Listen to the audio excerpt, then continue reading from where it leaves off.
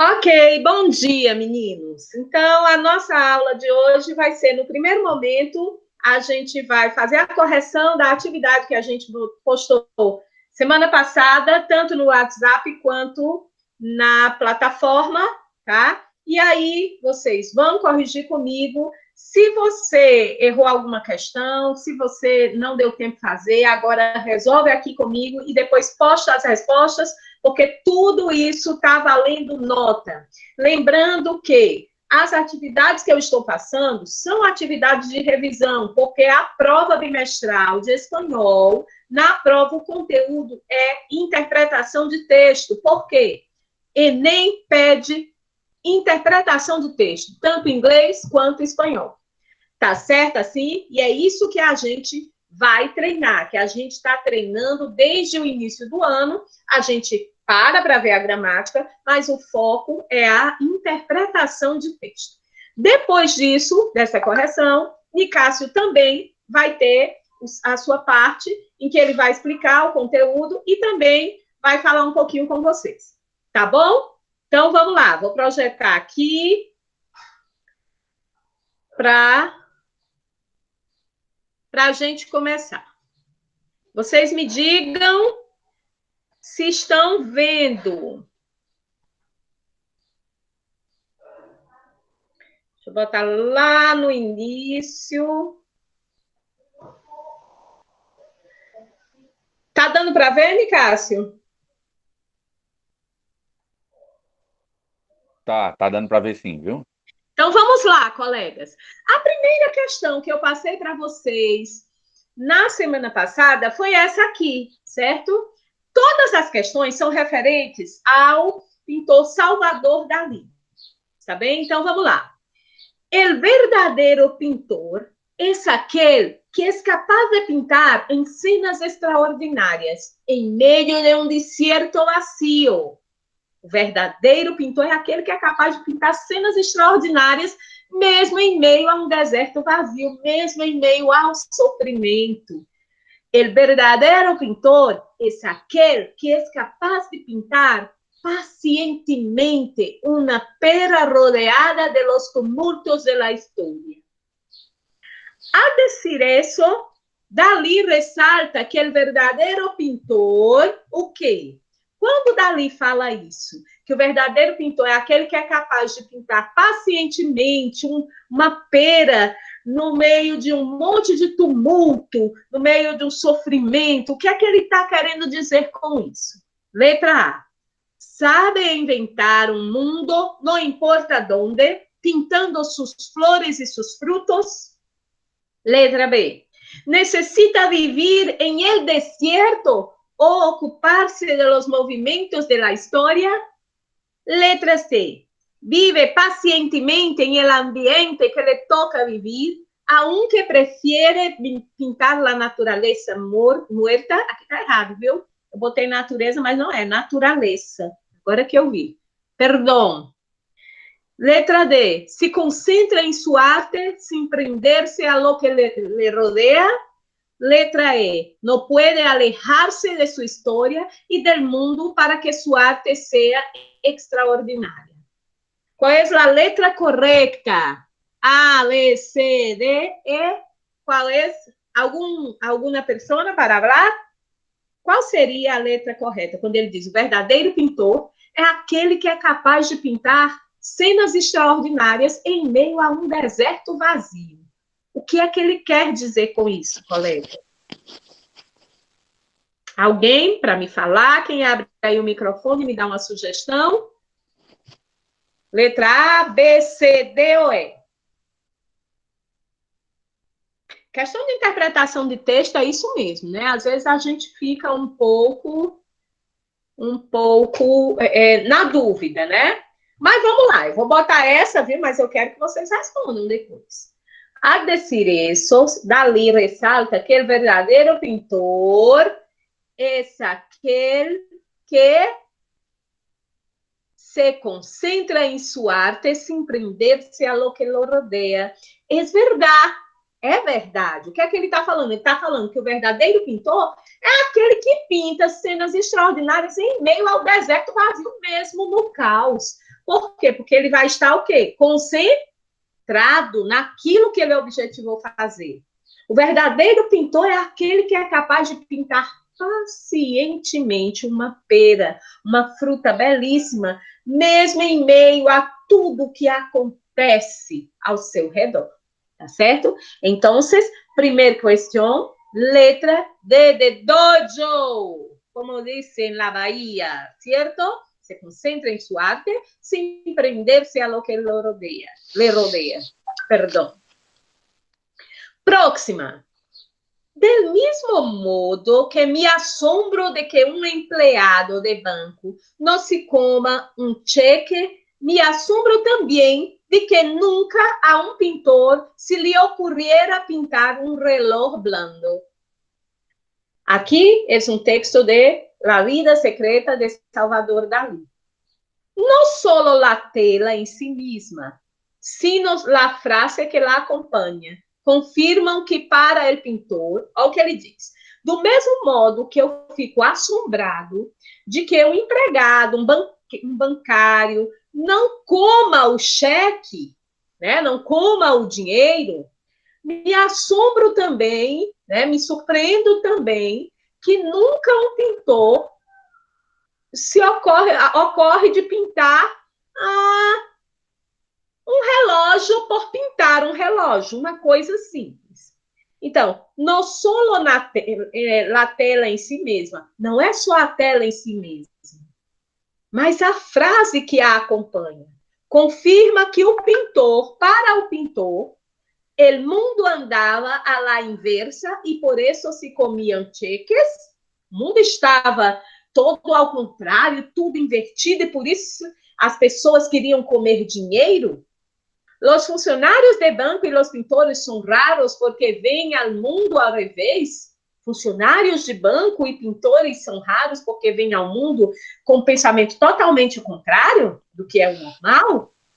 Letra C. Todo em el mundo lhe parecia natural, espontâneo e passível de ocorrer. Tudo no mundo é natural e pode ocorrer. Nesse mundo tudo pode ocorrer. Preste atenção. O que é que ele quer dizer com a frase assim? Letra D. Del arte está en la produção de pinturas que representam reloj blandos. A arte está na produção de pinturas que representam simples relógios, a passagem do tempo. Letra E. Los hombres não sabem o que é el arte porque la consideram subversiva. Os homens não sabem o que é a arte porque consideram a arte subversiva algo assim altamente fora do padrão. Contestação. Todo em el mundo le parecia natural, espontânea e possível de ocorrer. É verdade. Tudo no mundo para Dalí pode acontecer, tudo. Por isso que ele não pinta um relógio simples. Se ele para pintar alguma coisa, é porque para ele teve algum significado. Tudo pode acontecer, gente. Lembrem-se do que a gente viu quando a gente estava no segundo ano. No finzinho eu falei para vocês sobre Fernando Pessoa, que ele diz que tudo vale a pena se a alma não é pequena. Tudo pode ocorrer nesse mundo. E é isso que Dalí fala naquela frase. Tá? Terceira questão. Cada manhã, al despertar-me, experimento um prazer supremo del que hasta hoy no me he dado del todo cuenta. El de ser Salvador Dalí. E me pergunto, maravilhado, que coisa maravilhosa le reserva el dia a Salvador Dalí. E se me hace sempre mais difícil compreender como os demás podem viver sem ser Gala ou Salvador Dalí. Olha só o que ele diz. A cada manhã, quando eu acordo, eu experimento um prazer supremo. Porque hoje estou aqui. E aí eu me dou conta que será que o dia vai reservar para Salvador Dalí? E sempre, por mais difícil que seja compreender, como as pessoas vão compreender, jamais elas poderão viver sendo Gala ou Salvador Dalí. Jamais terão a mesma experiência que eu vou ter. Né? É aquela coisa, colegas. A Bíblia diz que tudo não há nada novo debaixo do sol. O que quer dizer isso? Todo mundo já sofreu, não é? Todo mundo já teve perdas. Mas a dor, quando você perde, é sua. Ninguém consegue sentir a sua dor. Então, ninguém vai conseguir ser Salvador Dalí. Ninguém vai conseguir ter as experiências que Salvador Dalí tem. Tá? Então, e nesse fragmento, Dalí se refere a sua regala, a quem pintou em muitas de suas telas. Aliás, ele faz assim declarações de amor à esposa dele, assim, emocionantes. E nos damos conta que para ele, lo maravilhoso de la vida consiste em ser Dalí e Gala. Essa questão está dada. O mundo sigue seu curso sem Gala ou Dalí. O mundo vai seguir seu curso sem Gala ou sem Dalí. La suerte podría permitirles la vida eterna. Talvez eles tivessem a vida eterna.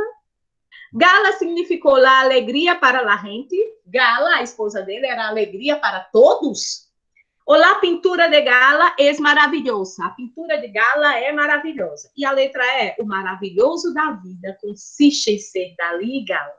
A que conclusão ele chega? Alguém para me responder essa? Essa aqui tá dada, gente. Quem é que tenta aí me responder? Eu quero a resposta de vocês agora. Falem cada um de uma vez, para não haver problema. Vamos, vamos, vamos. Quem é que pode me falar? Ninguém vai me dizer, ninguém vai me dar um palpite. Acho que é a letra A. Quem é que está falando? É Ezequiel ou é Samuel? Muito bem. Lo maravilhoso de la vida consiste em ser Dalí, Gala. Será que é? Vamos ver. Sim. Tá na cara, né? Essa aqui tá muito boa, porque ele diz, ó, cada manhã eu acordo e experimento o prazer supremo de estar aqui hoje e me dou conta, né? Que o maravilhoso dessa vida, o que será que está reservado para mim? E o maravilhoso dessa vida é ser Gala ou Salvador Dalí, ou seja, é viver a vida que eu vivo. Vamos lá para a última questão. O artista Salvador Dalí. Salvador Dalí é um artista espanhol mundialmente famoso, cuyo centenário se comemora neste ano de 2004. Em 2004, faria 100 anos. Abaixo, además de ler um texto de José María Plaza sobre Dalí, conocerás outros fragmentos escritos por el pintor em seu diário de um gênio. Com base neles, contesta as perguntas. Aí vem o texto. Não sabemos se foi um gênio ou simplesmente alguém que se creía genial e viveu como tal. Uma espécie de Don Quixote de la costa mais brava catalana, que empleou sua imaginação e os pinceles para cometer as mais gloriosas aventuras que em el mundo ha tenido lugar. Salvador Dalí não revolucionou a pintura, pero sí la forma de relacionarse el pintor con la sociedad y comercializar su obra, su nombre y hasta su vida. E además, lembrem, además significa além disso, e además, soube, verbo saber, supo llegar e entusiasmar al público menos preparado.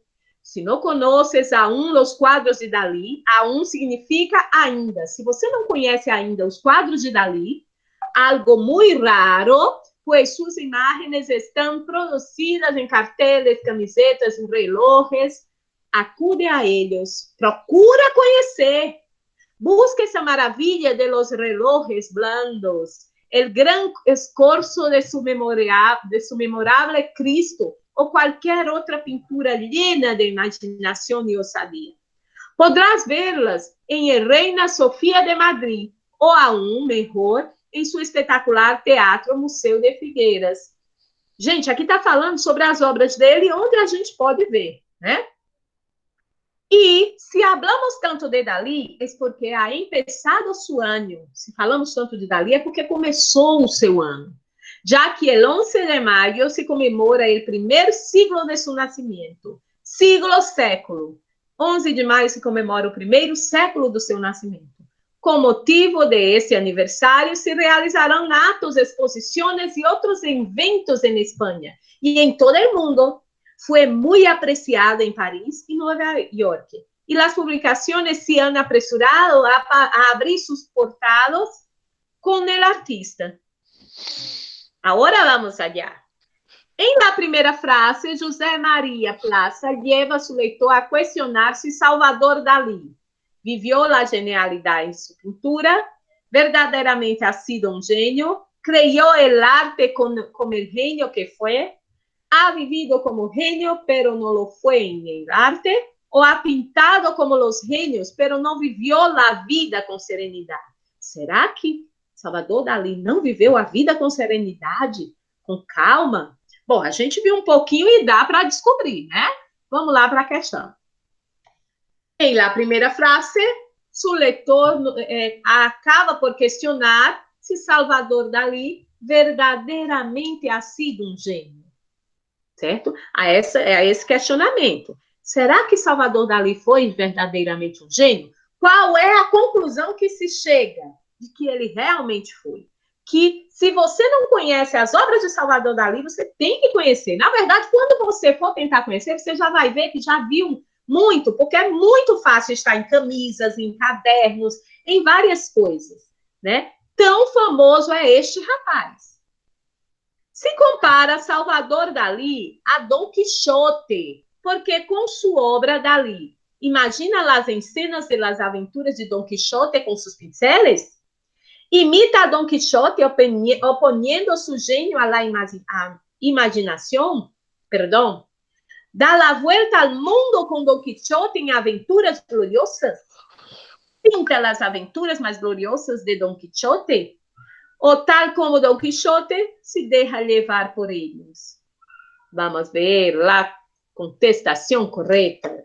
Acá está. Don Quixote de la Mancha era-se um personagem, sim, de Cervantes, que era-se um chico que se deixava levar, sim, por la vida que vivia, pela vida que vivia, pelos amores. Então, tal como Don Quixote, Salvador Dalí se deixa levar por sua imaginação, por tudo que está ao seu redor, por aquilo que o inspira para fazer as pinturas.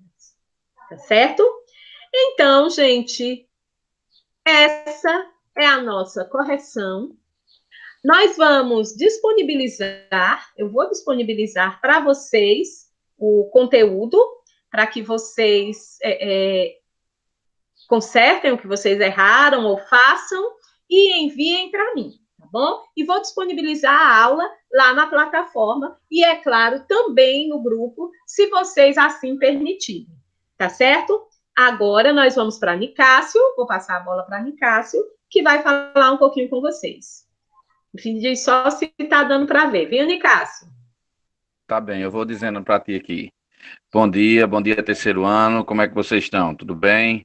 Temos aí ao vivo aqui com a gente aqui 3 companheiros que acordaram cedo e pularam da cama. Muito bem, sejam bem-vindos, né? E é um prazer tê-los aqui. Gente, olha, em relação à educação física, nós trabalhamos 2 conteúdos no bimestre. Nós focamos mais em um, por isso que hoje a gente vai fazer uma revisão mais voltada para o outro. Nós trabalhamos a parte das lutas lá na plataforma, com textos e alguns vídeos falando sobre o jiu-jitsu, né? Qual era a ideia quando a gente falou do jiu-jitsu? Era atrelar uma prática que vocês já vinham fazendo dentro da escola, através da própria eletiva de jiu-jitsu, né? Que foi uma eletiva que foi criada no ano que vocês entraram, né? No ano que vocês entraram nesse ensino integral.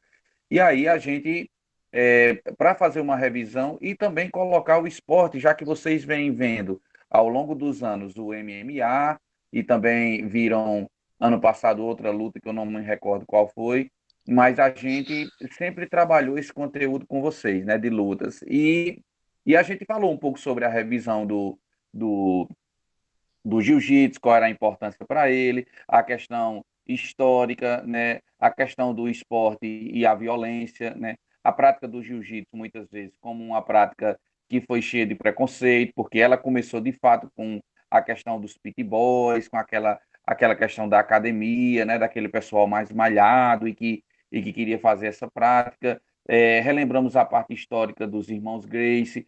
Hoje, o jiu-jitsu é uma parte de lutas que é muito explorada no MMA, que é o principal esporte de lutas, a principal prática de lutas que nós temos hoje na atualidade. Então, a gente explorou bastante esse conteúdo. O que a gente falou um pouco foi sobre o tênis, que é o segundo esporte que a gente está trabalhando nesse bimestre. Por isso a gente trouxe esses slides para que vocês possam acompanhar e a gente fazer uma breve revisão do que é o esporte, lembrando que esses slides vão ficar disponíveis para que vocês possam ver, né, lá no grupo, e também qualquer dúvida vocês vão ficar tirando com a gente no privado. A gente vai fazer uma avaliação curta, né, uma avaliação simples, mas que é necessário que vocês entendam e acompanhem esse conteúdo que está aí, tá bem? Vamos lá, Estélia, tem como não tá projetado. Aí, era muito bem. Vamos lá. O tênis, a gente colocou aí para vocês de forma bem resumida, o início do tênis, ele não, assim como muitos esportes, não se tem uma data específica para a criação do esporte, né? Porque há indícios que ele tenha sido iniciado muito antigamente. As primeiras informações do tênis se fala na França, num jogo semelhante ao tênis, mas praticado com uma palma da mão somente. Não existia as raquetes, né? A regulamentação ou a organização do esporte aconteceu na Inglaterra. O primeiro torneio, para vocês terem uma ideia, aconteceu em 1877. Então, assim, dá para a gente ver que o tênis ele é mais novo, ele é mais velho do que esportes como o vôlei, ele é mais velho do que esportes como o próprio vôlei já foi uma ideia do tênis, né? A ideia de colocar uma rede no meio para fazer uma prática já veio do tênis. É mais velho do que o basquete, ele é um esporte mais velho do que o handebol, né? Então é um dos primeiros esportes que a gente tem indícios é o tênis, tá bom? E o primeiro torneio aconteceu em 1877. Entre indas e vindas nos Jogos Olímpicos, ele saiu na década de 20 e voltou a ser praticado em 1984 como um esporte de apresentação, mas desde 1988, nos Jogos de Seul, ele passou a ser um esporte olímpico e de lá para cá ele nunca mais saiu, tá bem? Então esse é um breve resumo do esporte tênis. Nós temos os equipamentos principais são o quê? A raquete e as bolas, além da rede que fica dividindo o espaço. Atenção aí quando a gente fala em relação aos equipamentos. Mesmo a gente colocando o tênis para vocês, ele ainda está longe de ser um esporte popular. Por quê, professor? Porque muitas vezes ele tem um custo elevado. Uma raquete é muito cara, uma bola de tênis ainda é muito cara e fica longe dos padrões da realidade que a gente tem para se tornar um esporte popular. Então, muitas vezes as partidas de tênis são adaptadas. Nós temos o professor na escola, o Wellington, ele tem um projeto que ele há muito tempo na popularização do tênis, né? A gente é, iríamos fazer isso agora, porque nós estávamos recebendo a quadra e nós iríamos fazer isso agora lá na escola, né? Esse trabalho de popularização do tênis, porque ele tem um projeto com raquetes e bolas para poder ser utilizados na escola, para ver se a gente populariza um pouco o tênis, porque ele ainda é um esporte restrito à elite, tá bem? O outro tópico que nós temos sobre o tênis é sobre a questão dos. Vamos lá, o outro tópico é a forma de disputa. A forma de disputa no tênis pode ser chamada de simples contra um jogador contra outro jogador, é chamada de simples. E nós temos a forma de duplas, dois contra dois. E ainda temos as duplas mistas, que é um homem e uma mulher. O nosso coordenador Vanderniz aí chegou na sala, seja bem-vindo, viu, meu amigo? E a gente dá uma paradinha para que você possa dar uma fala para esses jovens guerreiros que estão aqui conosco. Com certeza. Bom dia a todos. Guerreiros mesmo, viu? E por isso eu quero bem rapidinho, esse foi o motivo de participar esse minutinho com vocês, você, Astéria e os alunos que estão presentes. O motivo é, em primeiro lugar, parabenizar por esses que estão aí participando. E também pedir para, lá no grupo do WhatsApp, depois da aula, cada um fazer algum comentário sobre a sua aula com a Astéria, para os outros que não estão aí participando, né? É um momento muito importante, a gente está na semana que antecede a avaliação, próxima semana é a avaliação de segundo bimestre, e essas aulas que os professores estão fazendo são importantes para o grupo ficar mais compacto e também para ir aproveitando e fazendo a revisão de conteúdos. Na próxima semana, todo mundo dedicado, ninguém perder a avaliação, e não perder também essas oportunidades dessas aulas, porque é uma comprovação de que os professores estão fazendo um esforço muito grande e estão organizados para que os alunos continuem nessa tarefa do estudo, principalmente os alunos do terceiro ano, né? Tem uma prova aí de simulado do Enem, mais de 10 alunos dessa turma do terceiro A se inscreveram, e aí é importante essas aulas, essas orientações com os professores. Também é bom pelo contato, para poder ver um pouco o rosto de cada um, conversar um pouco com o professor, com o colega, sentir um pouco essa distância menor do que já está, né? Então, para finalizar, eu repito, quero parabenizar os professores, a você e a Astéria, e também a cada um dos alunos, mas vamos fazer o comentário depois dessa aula aí, lá no grupo do WhatsApp, porque a participação deveria ser maior, né? Então, muito obrigado e bom trabalho para vocês, viu? Um abraço. Valeu, Vando, valeu. Tamo junto aí. Tchau, E tchau, igualmente. valeu.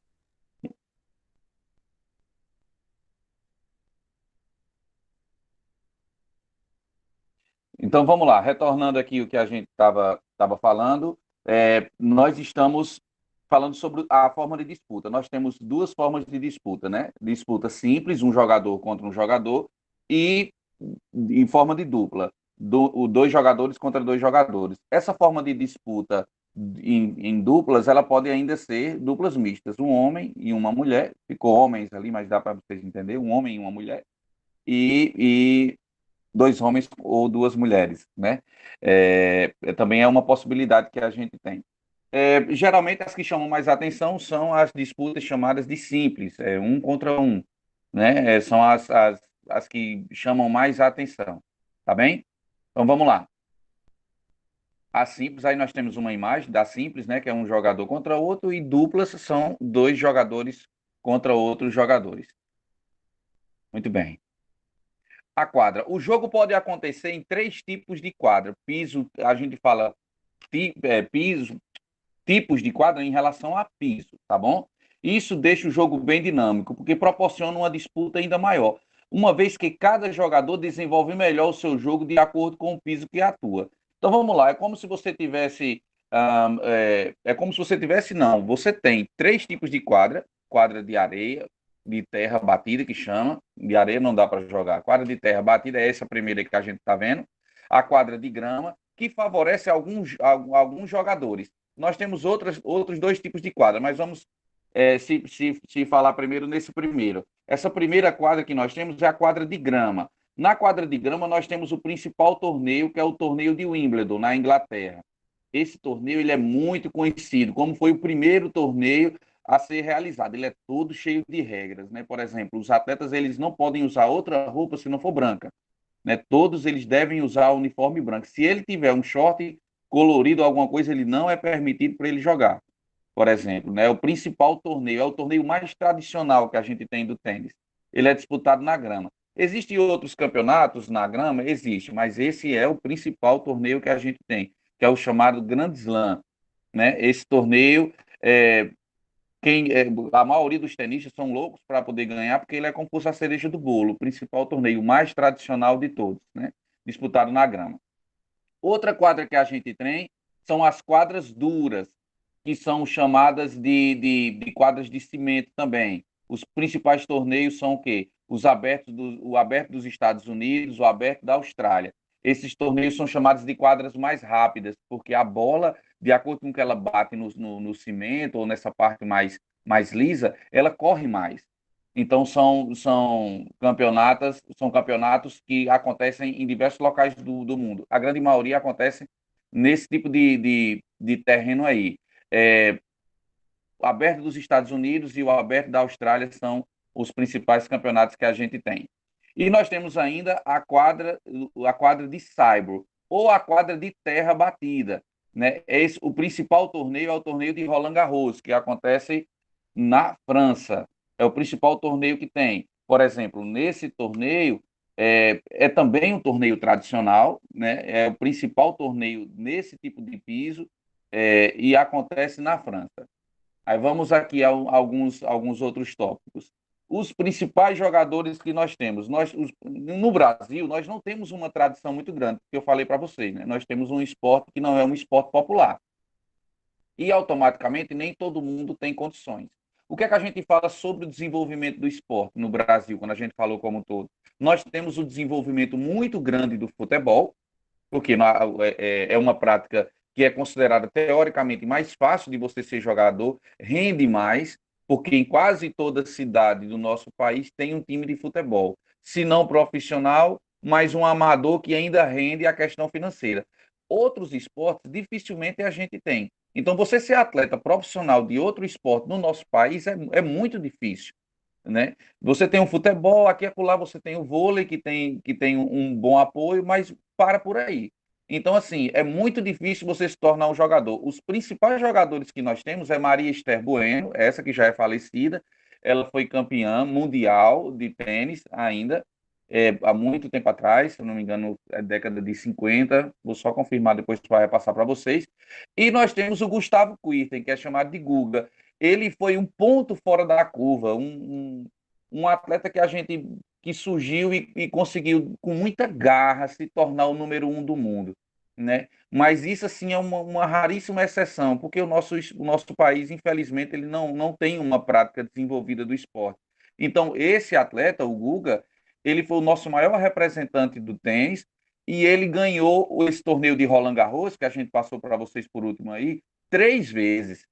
Então, assim, ele é tricampeão e chegou a ser o número um do mundo por alguns anos, né? E aí foi uma rara exceção. De lá para cá, a gente não teve uma grande participação assim brasileira, né? A gente ainda fica galgando nesse esporte. Os principais jogadores da atualidade são esses três aí: Roger Federer, Novak Djokovic e Rafael Nadal, o espanhol Rafael Nadal, esse de boné aí que a Astéria falou. São os principais jogadores. Olha interessante, esses três jogadores aí, eles têm as características diferentes, né? O principal é a questão de gosto, é como você questionar Cristiano Ronaldo e Messi, né? Mas, por exemplo, o maior vencedor de torneios abertos é esse primeiro da esquerda, que é o Roger Federer, né? O maior vencedor de torneios, por exemplo, de piso, de quadra dura, é esse do meio, o Djokovic. E o maior vencedor no torneio de saibro é o espanhol Rafael Nadal, né? Ele é o maior vencedor. Então, assim, a gente pode, juntando os três, eu prefiro o da esquerda, né? Eu que acompanho o tênis, prefiro o da esquerda. Acho ele um jogador mais completo, mais técnico. Mas, assim, são jogadores extremamente vencedores, né? E todos de uma nacionalidade que não pertence à nossa. Um é suíço, o outro esqueci esse do meio aí, Djokovic, sérvio, e o outro é espanhol. Né? Infelizmente, nós não temos nenhum brasileiro hoje no topo. As mulheres, nós temos a russa, Sharapova, né? E a norte-americana Serena Williams, né? Serena Williams, a história dela é bastante interessante, né? Porque os Estados Unidos têm essa questão do negro, né? Eles valorizam muito a questão do negro no esporte. Então, a representação do negro no esporte nos Estados Unidos é diferente da nossa aqui, né? A maior jogadora de tênis que nós temos nos Estados Unidos é negra. O maior jogador de basquete que a gente tem é negro. E eles valorizam muito isso, né? Infelizmente, aqui a gente ainda não tem, apesar de o nosso maior jogador ser um negro, né? Então, é uma boa questão isso para a gente ver. Então vamos lá. É assim que a gente encerra essa parte do tênis. Deu para entender? Ficou tranquilo aí esse resumo desse esporte? É, tranquilo? Os nossos colegas estão aí? Estão, né? Estão aí. Estão sinal de vida.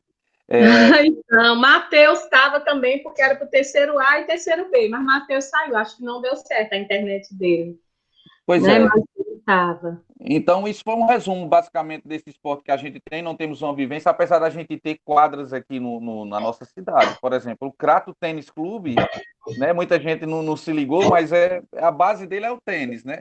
E durante muito tempo não teve quadra de tênis lá, e agora tem novamente. Então, assim, mas a prática ainda, como eu disse a vocês, é voltada para a elite ainda. Infelizmente, a gente não tem a popularização do esporte como um todo. Qualquer dúvida, chama a gente no privado, né? Conversa com a gente para a gente discutir. A gente vai mandar esses slides que, de certa forma, é um pouco esclarecedor, é superficial, assim, não explica tudo, mas qualquer dúvida vocês podem voltar a retirar, né, para os colegas. E a gente espera que vocês tenham gostado aí do E nosso. vocês têm a videoaula, né? O que é que vocês acharam, meninos, da aula? Abram aí o microfone para dizer, ou falem aí no chat o que é que vocês acharam. Foi massa, vamos pisar. Esse daí tá só vivo, né? Tá mesmo, eu tô vendo. Olha só, meninos. Então, é isso, né? A nossa aula era essa. Dessa vez, nós colocamos a aula pela manhã, né? Para os meninos também do terceiro B. Eu sei que muitos não puderam participar, né? Pena ter acordado cedo. Olha que cara lisa esse Fabrício. Assim, os meninos do terceiro B, eu já deduzi que alguns não iriam conseguir participar, né, por estar trabalhando, mas nós vamos postar lá na plataforma. E a próxima aula, né, em alguma das próximas aulas, né, Nicásio, a gente já vai marcar, talvez marque lá no horário da noite para contemplar também os meninos da noite, né, e assim a gente vai fazer, ou marca uma diferente, não sei. Mas o mais importante é isso. Nós vamos agora postar na plataforma essa aula de vocês, tá bom? E queríamos saber se vocês nos dão a permissão de nós também postarmos essa aula no grupo de WhatsApp dos terceiros. Vocês veem algum problema nisso? Tem que pagar meu direito autorais aí, ó. Por mim, tudo bem. E tu, Ezequiel, posso? Pode dar certo. Pronto, então eu vou fazer isso com a autorização de vocês, tá bom? Um beijo. Conteúdo da prova, interpretação de texto, tênis, tá? As regras do tênis. Estuda direitinho, dá uma olhada na videoaula de novo. Quem não fez a tarefa, posta, manda para mim a resposta, porque tá valendo nota, tá bom? E não vamos perder tempo, tá certo? A gente vai se encontrar ainda, o terceiro A especificamente, com o NTPPS, provavelmente amanhã, tá bom? Quem participa da aula sempre tem pontuação a mais, né? Eu deixo isso muito claro, tá bom? Então, amanhã à tarde, provavelmente, nós teremos o nosso encontro do NTPPS, tá certo? Isso, os meninos, valeram a pena vocês terem acordado assim bem cedinho, ficado aqui com a gente, porque a gente já tinha acordado isso, que quem está vendo, quem está vindo participar das aulas ao vivo, merece uma pontuação a mais. Então, pode ter certeza que vocês vão receber um pontozinho extra aí por terem vindo e acordado e participado. Tá tranquilo? Muito bem. Valeu a pena. Um beijo, viu? Tchau, tchau. Nicásio ainda quer falar alguma coisa? Não, concluímos. Eu agradeço. Gente, beijo, viu? Adoro vocês. E para o terceiro B que não estava aqui, a gente vai postar, tá bom? E a próxima aula a gente vai propiciar um horário que também seja bom para vocês. Um beijo, terceiro A e terceiro B. Tchau. Valeu. Tudo doido para participar da reunião.